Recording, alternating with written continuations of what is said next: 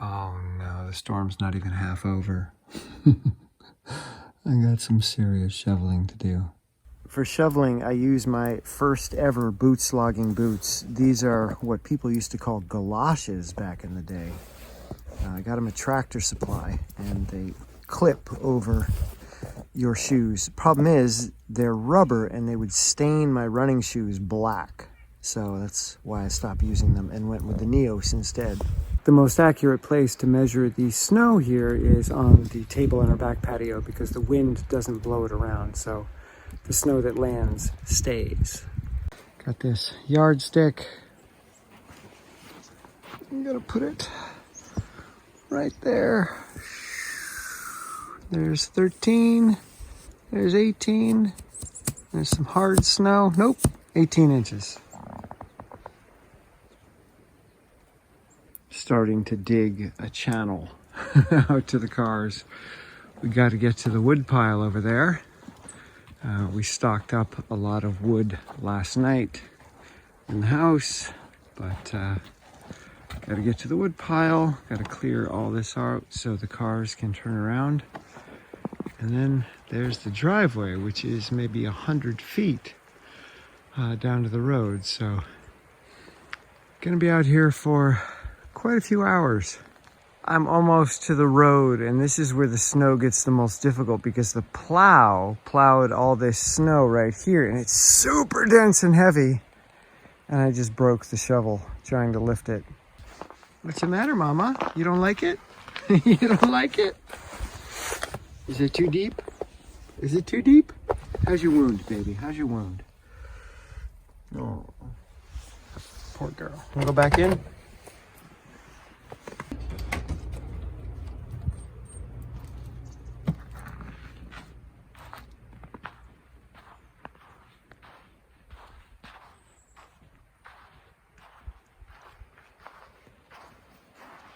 Where you going, B? I made some tunnels for you. I made tunnels. You got tunnels, B. Hey, no going in the road. B.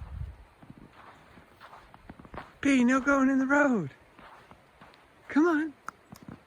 Come on, B. Come on. Come on. Welcome to Cat Maze 2020. What you doing, Fox? Come on. Come on, little girl. Ooh, oh, stretchy. Yeah. Oh, yeah. Is there an attack? Mama.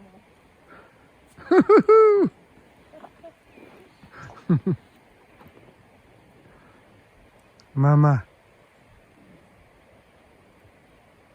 Come here, Mama. Oh, and there's Wolfie. Go up the stairs, Wolf. Go up the stairs.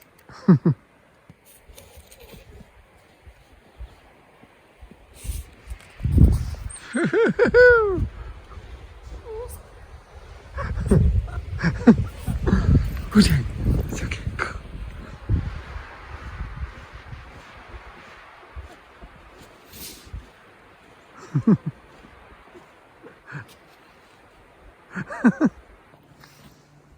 Oh no!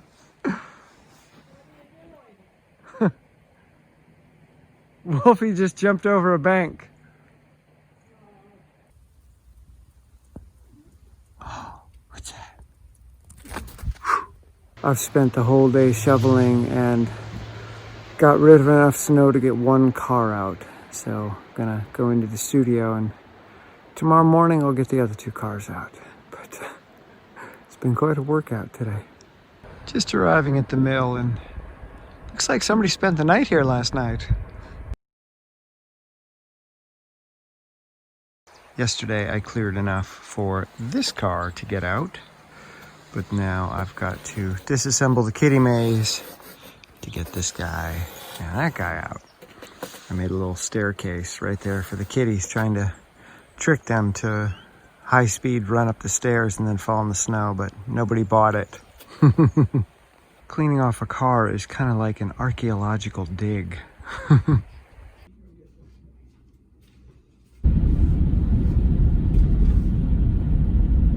I think they forgot boot slogging.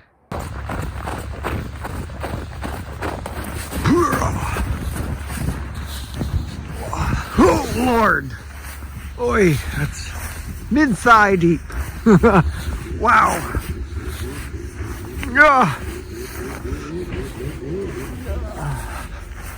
Okay, not so much a run, but a slog.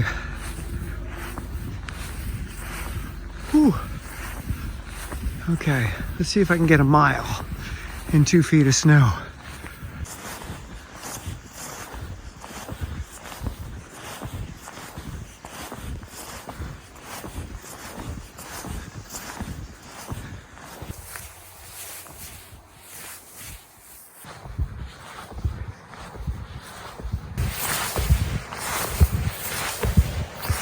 It's one of my favorite things about the low light and fresh snow in the winter. That sparkle.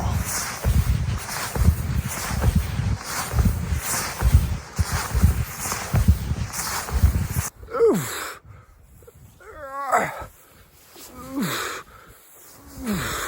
The snow has drifted here on the side of the trail, and it's part of the fun. It's not a workout so much as it's just an unpredictable challenge. I never know what the terrain's going to provide me next. If you're in a bad mood, you just come up here and it melts away. Funny how ice and snow can melt away negativity. I always check the weather conditions of the place I'm likely to go slogging in the winter, just to be safe. And I saw that it was going to be about 10 degrees up here, and there's a bit of a breeze, so it's maybe a, 8-degree Fahrenheit wind chill. And I'm wearing tights, shorts, and waterproof pants on the bottom. I've got 5 shirts on top, all technical fabric, with a thin windbreaker on top. I've got 1 pair of high socks, running shoes, my Neo silver boots, and just a regular pair of work gloves. And I'm very, very comfortable. Kind of a thin woven hat. Sunglasses because my eyes are not yet used to the light reflecting off the snow. It is blinding.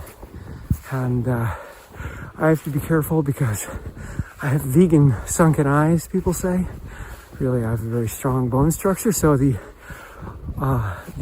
what would you call that? The underside of my brow ridge gets sunburned because it's not used to light hitting it. So the snow reflects the light up my nose and up into the undersides of my eyes. So it's another reason I'm wearing sunglasses, to protect my eye sockets from burning. And here we are at the lake. Beautiful. Now, even though this lake is covered with 2 feet of snow and it's been pretty cold for a while now, I don't know that the ice is safe or solid, so I'm not going to go out there in the lake. It's hard enough just getting yourself out of deep snow when you fall, but getting yourself out of the water and ice in deep snow is impossible. So that could be instant death right there, even though it looks really inviting.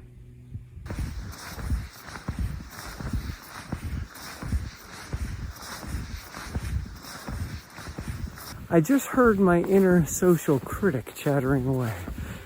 And it said, nobody wants to listen to what you have to say. Nobody wants to hear your ramblings as you wander aimlessly through the woods like a madman. Like, who is this guy? He must really like listening to himself talk. And I heard that last part, and it shocked me out of that voice. And I thought about it for a moment. And yeah, I do like listening to myself talk, but not because I think it's amazing, or not even because I think it's useful, but simply because I don't really know how I feel about something. Not what I feel, but how I feel. What leads me to have the feeling. There's a big difference. Like, I may know what I believe, I may have an opinion, but how did I arrive at it? So I talk out loud so that I can engage lots of different parts of my brain rather than 1 or 2 networks in the brain that tend to dominate the conversation. and that without switching into other areas or engaging other areas to take part in that conversation, you end up stuck in these loops that just keep repeating. So by me talking out loud, I get to listen to what this voice has to say. And I get to debate it. I get to challenge it. I get to question it. I get to negotiate with it. And the result is that I learn how to describe tools, and I learn how it is that I come to do what I do, and how it is that I believe what I believe. So I learn by listening to myself talk. And I think it's so important that people talk out loud and capture it in some way, so that another part of their brain is paying attention to the fact that this is being recorded.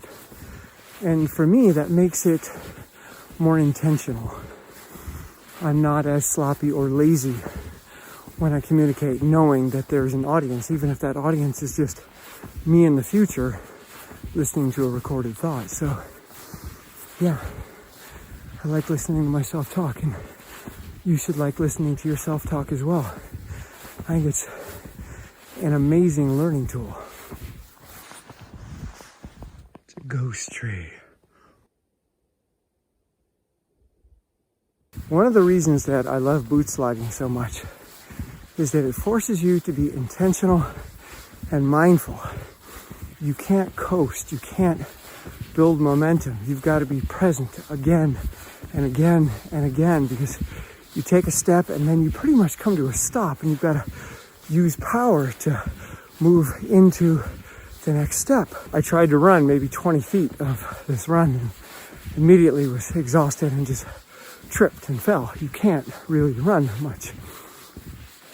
And therefore, you have to measure your effort. You have to be really, really mindful of your effort. Say, okay, how much of this can I handle? Because when I get out to the halfway point, which is about 1.5 miles, maybe a little less, I've got to make it 1.5 miles back. So there's going to be no coasting. It's not like I can stop and walk, because I am walking, and the walking is very difficult. It's not hard, it's uncomfortable, and I've got to be on. I've got to keep it going, because the sun's going down. It took me 1 hour and 20 minutes to go 1.7 miles. I got about 1 mile or more to go, and I got to get out of here before it gets dark. I probably have 20 minutes of light left.